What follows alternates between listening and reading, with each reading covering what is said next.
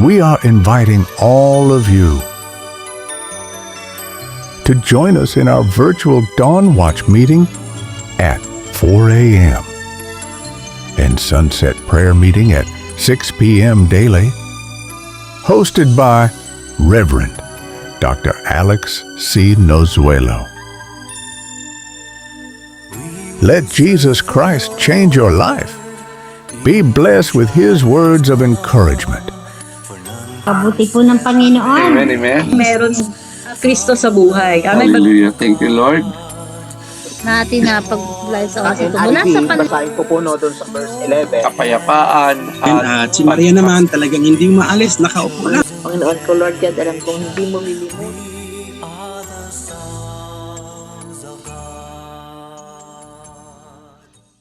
For today's Dawn Watch prayer meeting. Mabiyayang madaling araw po sa lahat ng mga Dawn Watchers.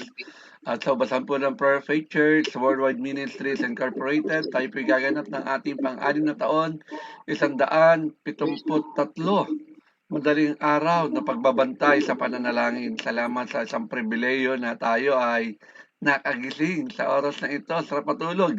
Sabi nga ng ating MC, pero salamat mas pinili natin na bumangon para gumanap doon sa layunin ng Diyos na tayo ay makapanalangin sa ganitong oras. Siyempre, bago tayo lumuhod, ay inihanda natin ang ating puso na tayo makapakinig ng salita ng Diyos para pag-load natin mamaya ay naniniwala tayo na hindi pangkesame lang ang ating mga panalangin. Amen? At sa araw pong ito, salamat sa mga kamanggagawa sa platform ng Zoom na ating gamit. 21 na po tayo. Pumapasok pa lang si Pastor Sheila. Amen. 21 pa lang tayo sa gawain. Pero salamat dahil sa kapaintulutan ng ating mga tigapanguna ay naka-Facebook live streaming na po tayo. Amen. Ibig sabihin, hindi lang po tayong 22 ang makakapakinig ng kapahayagan ng salita ng Diyos. Magiging sa mga kaibigan natin sa Facebook, kung i-share po natin itong gawain ito.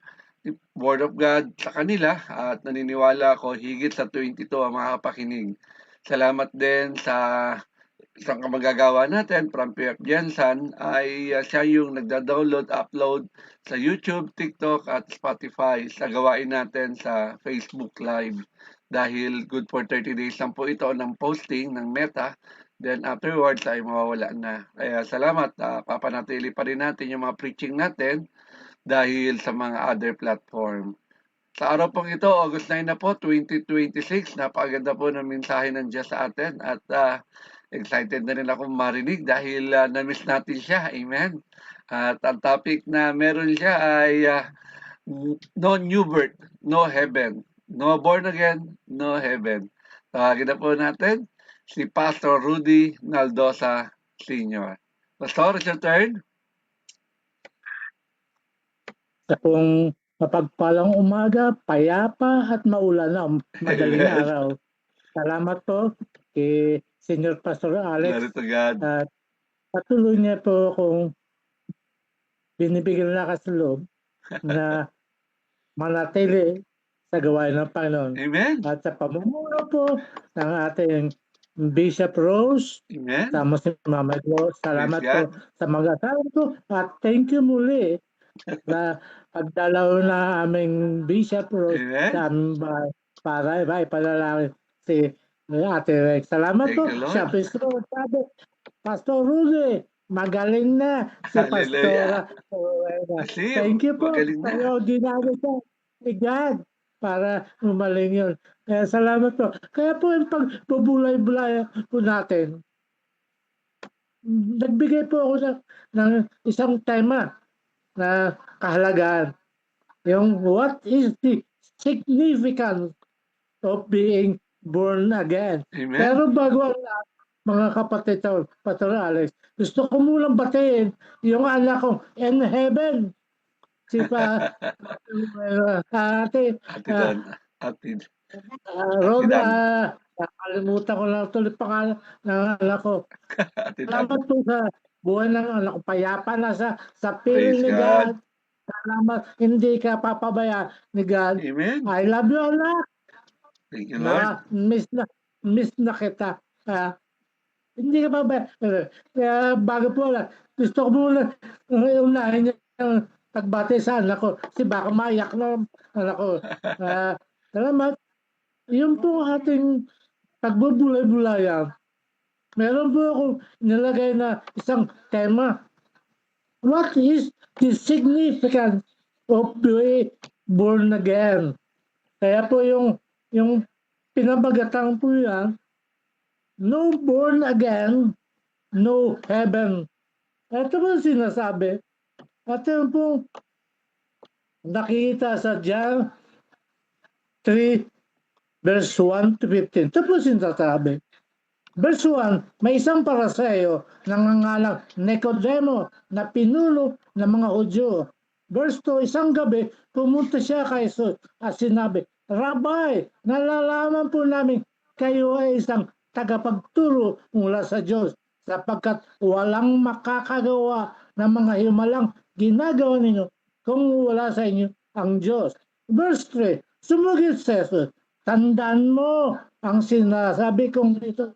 Malibang ipanganak na muli ang isang tao, hindi niya makikita ang paghahari ng Diyos. Amen.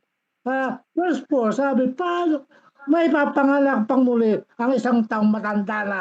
Makakapasok pa ba siya sa sinapupunan ng kanyang ina para muling ipanganak? Tanong ni Nicodemo. Sa verse 5, sagot naman ni Jesus, tandaan mo ang sinasabi kong ito, malibang ang isang tao ay ipanganak sa pamagitan ng tubig at ng Espiritu, hindi siya makakapasok sa kaharian ng Diyos. Verse 5, ang taong ipinanganak sa laman ay lamang at ang pinanganak sa Espiritu ay Espiritu. Huwag kang magtaka sa sinasabi ko sa iyo, kayong lahat ay kailangan ipanganak na muli. Amen. Umiihip ang hangin kung saan ito nais at naririnig mo ang ugong ito. Ngunit hindi mo alam kung saan ito nanggagaling at kung saan pupunta.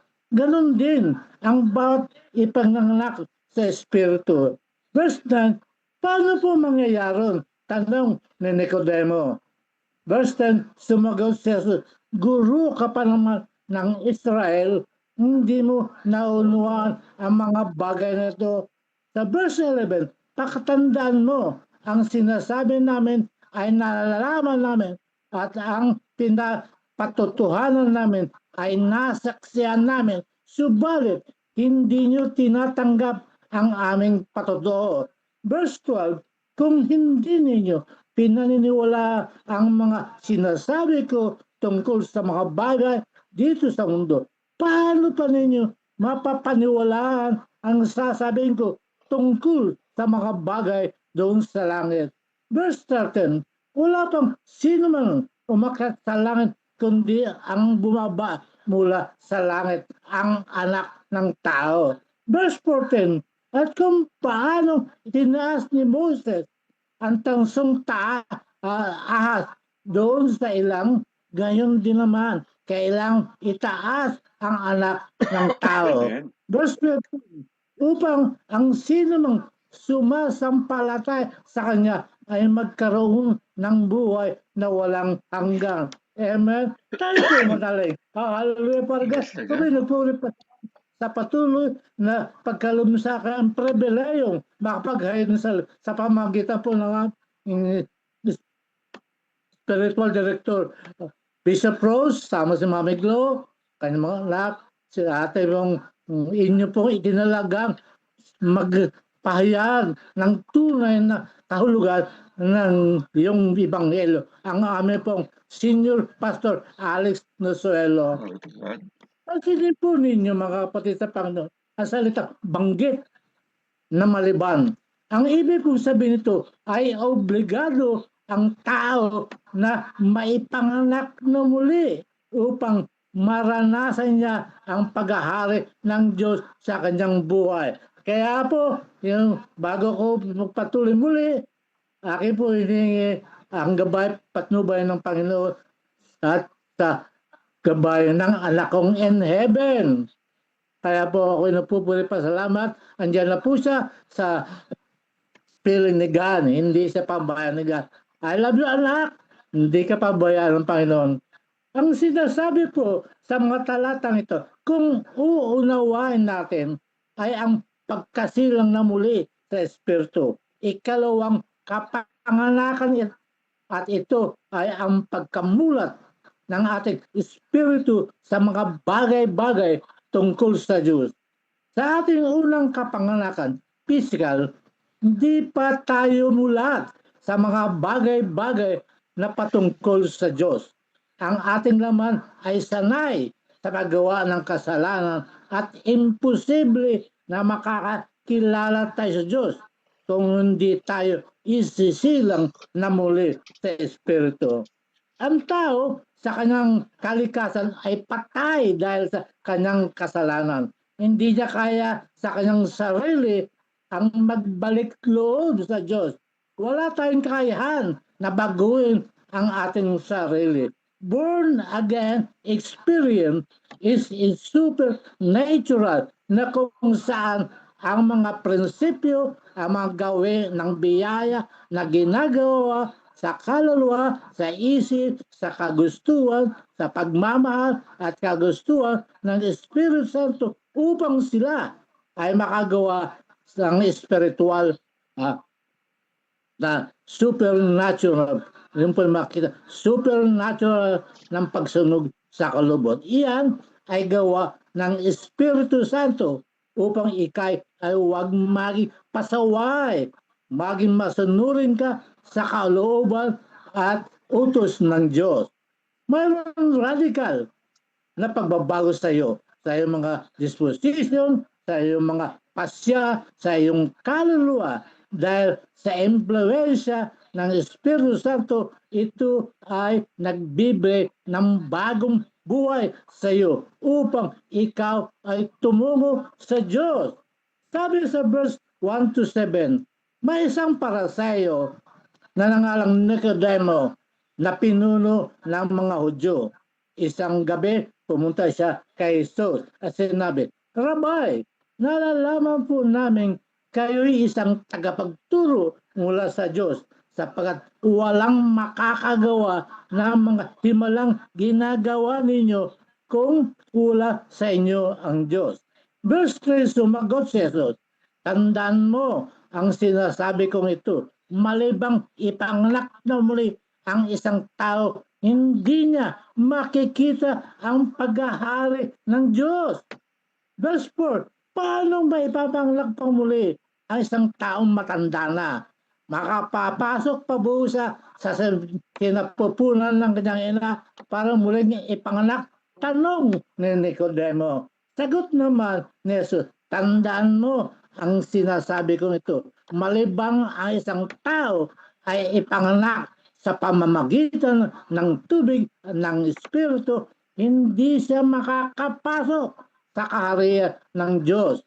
Verse 6, ang taong ipinanganak sa laman ay laman. Ang ipinanganak sa Espiritu ay Espiritu. Huwag ka magtaka sa sinabi ko sa iyo. Kayong lahat ay kailang ipanganak na muli. Hindi alam ni Nicodemo ang kanyang pangangailangan espiritual sapagkat sinabi niya sa John verse 2, Rabbi, nalalaman ikaw ay isang guro na nagbuhat sa Diyos sapagkat walang makagagawa ng mga landa na iyong ginagawa maliban na kung sumasa kanya ang Diyos. Tingnan po natin ang motibo niya sa paglapit sa Panginoon. May nakikita siya, magawang kababalaghan tulad ng ibang mga Hudyo. Nagpakain na 5,000 katao sa pamagitan ng 2 isda at 5 tinapay. Nakikita po natin yan sa John chapter 6 verse 9. Napapagaling niya ang mga bulag, pipi at bingi, lumpo, may mga sakit, bumbuhan ng patay, etc. etc. Nabalitaan niya po yan bilang Pariseo. Maraming sumusunod kay Kristo dahil sa pakinabang. Ganyan ba tayo mga kapatid sa Panginoon? Ano po ang dahilan ng inyong paglingkod sa Kanya? Dahil may pribileyo ba o probisyon na inyong nakukuha? Alam ng Panginoon ang motibo ng ating puso. Si Nicodemo, hindi niya lubos na alam sa kaibuturan ng puso niya, subat alam ng Panginoon ang puso niya kung bakit siya lumapit kay Jesus. Sabi sa John chapter 2 verses 20-25, subalit ipinagkatiwala ni Jesus ang kanyang sarili sapagkat kilala niya ang lahat ng tao. Ulitin ko po, subalit hindi ipinagkatiwala ni Jesus ang kanyang sarili sa kanila sapat kilala niya lahat ng mga tao. Verse 20, hindi na kailangan may magsabi pa sa kanya tungkol sa kanino man sapagkat nalalaman niya ang nasa isip ng tao. Sa panahon po natin ngayon, mga kapatid sa Panginoon, maraming lumalapit kay Jesus dahil sa mga signs and wonders. Alam ng Panginoon ang tunay dahilan ng paglapit mo sa Kanya. Kaya ang Panginoon sabi kay Nicodemo na isa pong moral na tao, matalinong tao, katotohanan, sinasabi ko sa iyo. Ibig sabihin, makinig ka dahil napaka-importante ng sasabihin ko at huwag mong kalalampasin. Seryoso ang Panginoon na maliban na ito'y gawin mo, ikaw ay mapapahama ka kahit sino ka pa man. Nicodemo, you must be born again. Hindi ka niya naintindihan. Sabi sa verse 3, ipapangalak ba ako muli? Yun ang kanyang pagkakaunawa ay literal. Samantala ang Panginoon ay nagsasalta ng espiritual. Yung mga bagay sa langit. Sabi sa kanya, teacher ka pa naman, hindi mo nalalaman. Sa totoo lang, hindi mo ito basta-basta malalaman sapagkat ito ay revelasyon ng Diyos. Maaaring naunawaan niya sa kanyang pag-iisip, ngunit walang dating kanya sa kanyang buong pagkatao. Ang pagkakilala niya kay Jesus ay isang manggagawa lamang ng milagro. Ngunit sinasabi ni Jesus sa kanya, ako ang kailangan mo. Ako ang takapagligtas ng sanlibutan. Maliban na ikaw ay panganak muli, si Diablo ang iyong Panginoon. At dito sa John verse 8, napaka-importante na malaman natin kung bakit nabuborn again ang isang tao. Sino ba ang nagpapabago sa para maisilang na muli sa Espiritu? At dito sa verse 8, bilang kay verse natin, ito po yung verse, humihihip ang hangin kung saan niya ibig at naririnig mo ang kanyang ugong. Hindi mo malalaman kung saan nanggagaling at kung saan paroon. Gayon ang bawat ipanganak sa Espiritu. Amen? This is something unusual. Humihip ang hangin kung saan niya ibig at naririnig mo ang kanyang ugong. Ganon din mga ipinanganak sa Espiritu. Ang sinasabi ito, hindi mo makikita ang invisible work of God sa puso ng tao. Hindi mo makikita yung kilos ng Diyos sa puso ng tao kung paano niya inililigtas ang tao, kung paano niya binuborn again yung tao sa kanyang puso. Sabi sa Ezekiel chapter 36, 26, bibigyan ko kayo ng bagong puso at bagong espiritu. Ang masuwayan ninyong puso ay gagawin kong pusong masunaw rin. Pero katulad ng hangin, bagamat hindi natin nakikita yung hangin, nakikita natin epekto ng hangin. Naka-experience na ba kayo ng matinding bagyo na kung sa ang mga puno ay nagwawagay-gay, sumasayaw-sayaw. Hindi natin alam kung sino sa kasama na kung saan ang mga puno ay nagwawagas. Hindi natin alam kung sino ang tunay na born again sa panlabas ng anyo ng tao. Sapagkat ito ay sa puso ng tao. Pero yung tunay na born again, makikita mo yung tunay na kaligtasan. Yung epekto ng Diyos sa kanyang buhay. Makikita mo yan sa kanyang buhay. Makikita mo ang pagbabago sa kanyang buhay. Maliban na ang tao ay ipanganak na muli, ay hindi siya makakakita ng kaharian ng Diyos. In Amen. short, no born again, no heaven. Ayan po ating pamula. Hindi tayo maliligtas kung hindi tayo ipapanganak na muli sa Espiritu. Amen. At wala sa atin ang kapangyarihan, kundi kapangyarihan ng Diyos Espiritu Santo.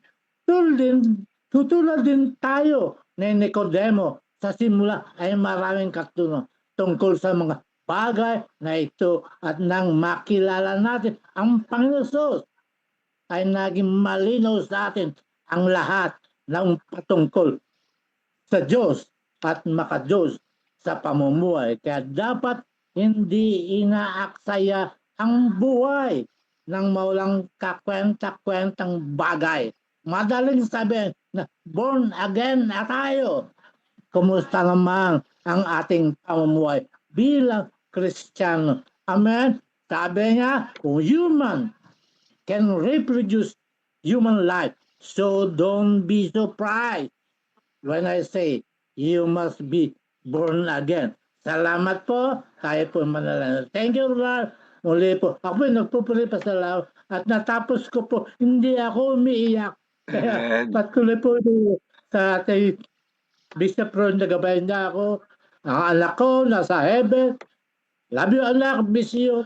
Ako ipupuri.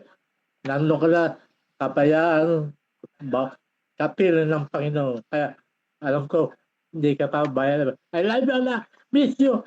Salamat po sa lahat sa ating mga tagapangulo na itinalaga ng Diyos na pangunahan ang gawain ng Prayer of Faith, ang ating senior Pastor Alex Nosuelo, kasama si Pastor Robin, ang kanyang mga anak, lahat po ng mga kapastoran, church worker, at yung ating mga kapatid na nasa ibang bansa na patuloy nagiging bahagi ng gawain po ng Diyos. Salamat po sa lahat kay Pastora Sandra. Ako po yung nagpapuri pa sa lahat na lagi niya sasabi, Pastor, mag-online ka. Ngayon, hindi ko na po naririnig yun. Nagsawa yata siya. Magandang umaga po, Pastor Sandra. Sa ating mga kapatid sa nasa ibang bansa na patuloy nagiging kabahagi ng gawain. Salamat po sa buwan ninyo. Nawa patuloy kayo ingatan, pagpalain ng Panginoon para sa inyong mga mahal sa buwan. Salamat po sa lahat ng kapastoran, PMA, at mga tagagawang. Salamat sa wala po ako masasabi ng iba na kundi salamat kay ating bishop. Ako po ay nagpupuri ulit pagpapunta niyo po sa bahay upang ipanalangin ang aking anak na si Rona. Nasabi niyo nung umalis kayo, Pastor Rone, magaling na si Pastora Rowena. Thank you po, Pastor. Kayo ginamit ng Diyos para gumaling ang anak. Kaya ako po yung nagpupuri. Salamat sa ating nilagay ng Panginoon na patuloy ipangaral ang kanyang Ebanghelyo, ang ating pong senior Pastor Alex Nosuelo, kasama si Pastor Bing, ang kanyang mga anak. Ako po yung nagpupuri pa salamat. Nandiyan kayo na patuloy pinapaalala, pinapaliwanag ang kahalagan ng Ebanghelyo. Kaya po, ibinabalik ko ang pinakatas matapuri, pasalamat in Jesus' mighty name. Amen po, amen, amen. Amen, amen. Praise God. Palapakan natin ang Diyos sa buhay ni Pastor Rudy Naldosa Sr. Na-miss natin. Napakatagal na panahon din niya na hindi nakapaghayag ng salita ng Diyos. Amen? Pero ngayon talagang encourage na siya. Amen? At salamat, talagang marami talagang nagsasabi na sila ay born again. Ang tanong, totoo ba talaga sila ay born again? O ang naging basihan lang nila ay masyado silang reliyoso. Maraming tao ngayon nagsisimba, nagpipray, nagbibigay ng offering, tumutulong sa ministry, gumagawa ng mabuti. Pero anong sabi ng ating Panginoong Yesus? Religious activity alone is not enough. Okay? At yan ay tinuro sa atin ng ating preacher ngayon. May kwento siyang ginamit. Ito yung nangyari sa buhay ni Pharisee ruler of the Jews, si Nicodemo. Okay? Nicodemus, tama po ba? Marunong, knowledgeable siya sa scripture, respected siya sa kanyang community, okay? At ruler siya ng mga Hudyo, okay, ng Jews. At marami siyang alam sa law, no? He was educated, he was religious, pero nakita natin yung sinabi mismo sa kanya ng ating Panginoong Yesus. Ano sinabi sa kanya ng ating Panginoong Yesus? You must be born again. Okay, yun po yung requirement. You must be born again. Ba't kaya sinabi ng ating Panginoong Yesus, isang matandang Pariseo, okay, ang mga katagang yun. Okay? Kasi yung kanya pagiging Pariseo, talaga nagsasabi sa atin na naglilingkod siya. Tama po ba? Pero hindi sinabi ng ating Panginoong Yesus na you need to become more religious. Hindi niya sinabi rin na you need to do more good works. Tama po ba? Yan, kasi madalas sinasabi ng iba na sila'y born again dahil marami nga naman silang ginagawa. Anong sabi ng ating Panginoong Yesus? You must be born again. Okay? Yung kapanganakan tinutukoy ng ating preacher dito, sabi niya, no born again, no heaven. No new birth, no heaven. Okay? Kapanganakan dito hindi yung physical birth. Okay? Ito yung spiritual transformation. Okay? Gawa yan ng Santong Espiritu sa buhay ng bawat isa sa atin na tumanggap sa ating Panginoong Yesus. Tama po ba? Kaya yung tanong natin ngayon na sinagot ng ating preacher, what is the significance of being born again? Ano nga ba significant nito? Okay, may tatlo siyang bagay na sabi sa atin, kailangan makita natin yung mahanap natin yung kanyang kaharian. Okay? Hindi natin makikita at mapapasok ang kanyang kaharian not unless you become a born again. Tama po ba mga kapatid ko sa Panginoon? Okay, parang sa matandang pari, parang palaisipan talaga, no? Paano nga naman siya makakapasok sa sinapupunan ng kanyang ina? Amen? Kung ganun na siya kaedad, ganun na siya katanda. Paano kung patay na yung nanay niya? Tama po ba? Ang isip ng matanda ay physical birth, hindi po tinutukoy ng ating Panginoong Yesus. Kaya ito yung work of the Holy Spirit po ito, yung pagiging born again. Ipinanganak sa laman nga, ayun yung physical birth. Pinanganak sa Espiritu nga. Tapos ang requirement ng ating Panginoong Yesus, sabi ng ating preacher, ang lahat ay kailangang ipanganak na muli. Yung sabi sa verse 6, ang taong ipinanak sa laman ay laman at ipinanganak sa Espiritu ay Espiritu. Huwag kayong magtaka sa sinasabi ko sa inyo, kayong lahat ay kailangang ipanganak na muli. Ano man ang reliyon mo, kapatid? We are all required to be born again. Amen? Hindi ito ritual lang o reliyon, kundi spiritual transformation ng ibig sabihin. Isa ka ng bagong nilalang, wala nang dati mong pagkatao, ay ganap na bago na kay Kristo. Amen? Ang nabubuhay sa iyo ngayon ay hindi sarili mo, kundi si Kristo. Dapat maunawaan natin yan. Kailangan lagi natin maramdaman yung move ng Holy Spirit sa buhay ng bawat isa sa atin. Amen po? Kaya kung wala ang Santong Espiritu, magpapatunay sa atin na tayo nga ay born again. Tama po, kailangan yung indwelling Holy Spirit ay nasa buhay ng bawat isa sa atin. Kasi magpapatunay na tayo talaga ay may heaven. Amen po? Mula nang tinanggap natin si Jesus, ang sabi ng ating Ama, ng ating Diyos sa masalangit, at sino man tumanggap sa kanyang kaisa-isang anak, hindi mapapahama, kundi magkakaroon ng buhay na walang hanggan. Definitely wala sa atin dito na gusto lang makita ang kaharian ng Diyos. Gusto natin makapasok. Tama po ba? Hindi lang tayo hinto sa John 3:3, kundi papasok pa rin tayo sa John 3:5. Okay? Unless a man be born again, cannot enter. Tama po ba? In the kingdom of God. Kaya mga kapatid ko sa Panginoon, tingin nila ang born again ay religion. Okay? Sabi ko uli, ang born again, transformation. God wants to transform us from the inside out. Gusto ni Lord, mabago tayo. Yung ating pananaw, everything, physical appearance, outward appearance, lahat yan ay mababago. Hindi mukhang reliyoso, kundi yung mismong inside out natin. Yung laman ng puso natin. Kaya tanungin natin ang ating sarili. Totoo bang born again ako o simpleng reliyoso lang ako? Amen? Hindi sapat sabihin na papupunta ako lagi naman sa church, pastor. Amen?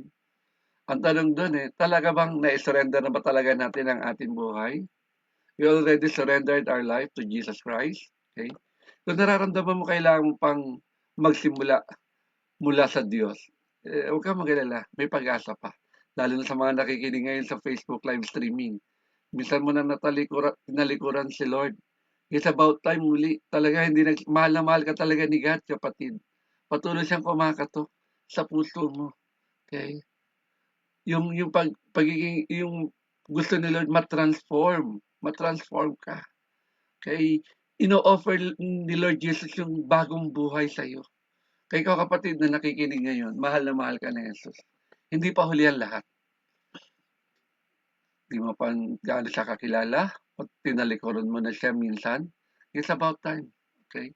Di naman tinitignan ni Lord yung paano yung mga nakaraan mo Ang mahalaga kay Lord, kung ano yung decision gagawin mo ngayon pagkatapos mo marinig ang aral na ito. Gusto ni Lord matransform ka. Amen? Gusto ni Lord magkaroon ka ng new birth. Gusto ni Lord ma-born again ka. Amen? Huwag lamang natin itanong na church member ako o sabihin na nag-iika po ako, nagtatays ako, kaya born again ako. Hindi po yun ang basihan. Kailangan nararamdaman natin yung very presence of the Holy Spirit. Kasi spiritual birth po ito, hindi to physical birth. Maraming mga nagkakaamali na kapag spiritual birth tayo, yung righteousness ni God ang sinusunod natin, hindi yung righteousness natin. Tama po ba? Kasi yung Holy Spirit ang mag-uudyok sa atin yan Being born again is not something we accomplish by human effort. Being born again, it is God's transforming work in us. Ginawa na ni Jesus yan. Ginawa na ng Diyos sa atin yan. The Holy Spirit always renew us. Lagi niya tayong binabago. Siya din yung narinig natin na parang konsensya na bumubulong sa'yo. Huwag mong gagawin yan. Mali yan. Okay? Kapag ikaw nakokonsensya sa mga mali mong ginagawa, udyok yun ng Santong Espiritu. Pero kapag wala nang nagsasabi sa'yo ng ganon, magtaka ka na. Baka nagsasabi sa'yo, sige gawin mo yan, enjoy lang. Napaiksi lang ng buhay. Amen? Gawin mo, mapagpatawad naman ng Diyos Mag-ask ka na lang forgiveness kapag natapos mo nang gawin yung mali na yan. Ay, pandaraya ni Satan yan. Paano kung hindi mo patapos yung ginagawa mong mali, dinatnan ka na ng kamatayan. O dinaisahan ka ni Satan. Tama po ba? Kaya lagi tayong magbantay, kapatid. Naalala ko nga isang kwento Sabi nung isang born again, kamakay sa aeroplano. Maganda yung niya dahil doon siya sa exclusive talaga na upuan. Doon pala merong sineserve doon na alak. Okay. Tapos nung siya ay pinuntahan ng flight stewardess para painumin ng alak dahil complimentary daw yun, walang bayad. Ayaw uminom itong born again na ito. Okay. Sabi niya, hindi ako iinom. Kaya tinawag ngayon ng flight stewardess sa kanilang manager doon sa yung tigapag-ayos ng pagkain, inaalok talaga siyang pilit. Okay. And medyo nakulitan na itong born again na ito. Sabi niya, sige, iinom ako kapag painom niyo muna yung piloto.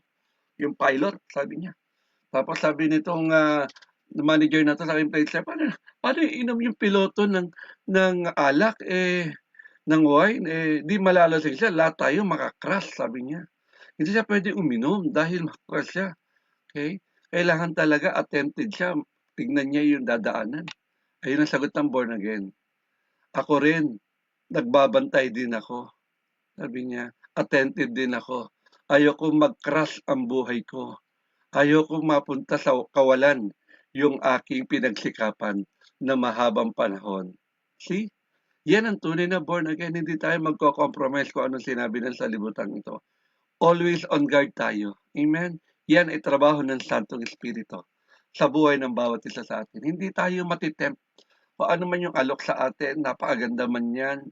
Kung yan naman ang magiging dahilan para mapariwala ka, mawala ka sa kamay ng Diyos, huwag mo nang gawin. Amen? Magbantay lagi tayo. Ang kaaway natin is like a rowing lion, umaali-aligid sa atin yan. Tama po ba? Kung piloto, hindi nila mapainom, bakit papainumin nila yung born again na nagbabantay sa kanyang sariling buhay?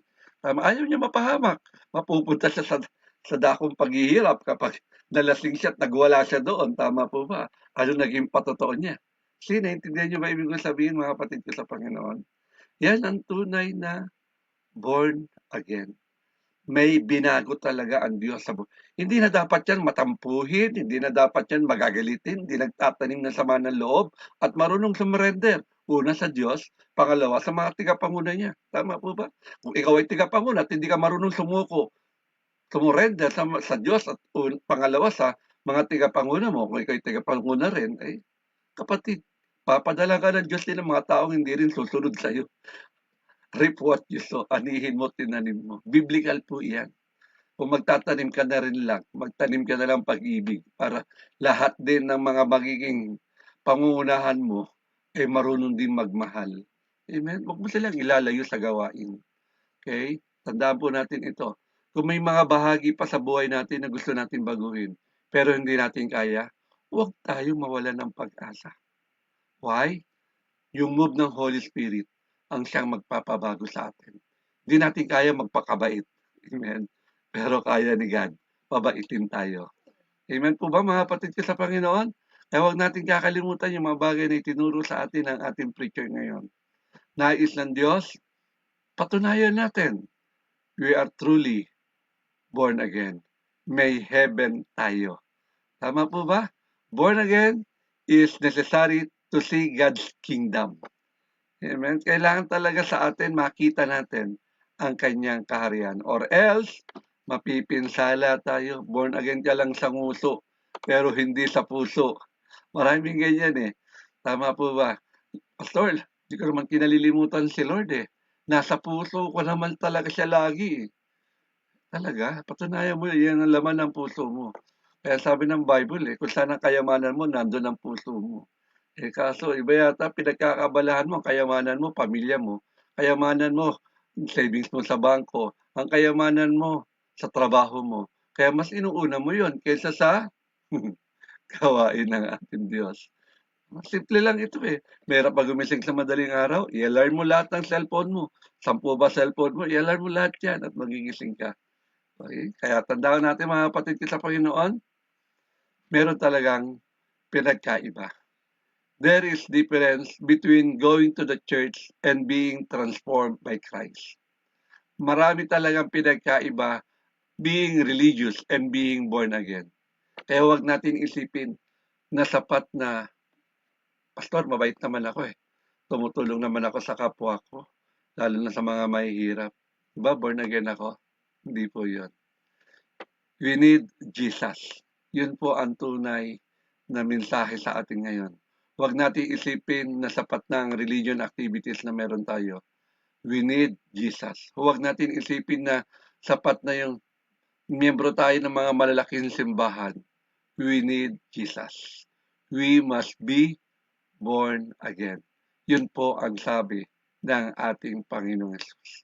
Kaya mga kapatid ko sa Panginoon, panghawakan natin ito dahil mawawalan tayo ng heaven.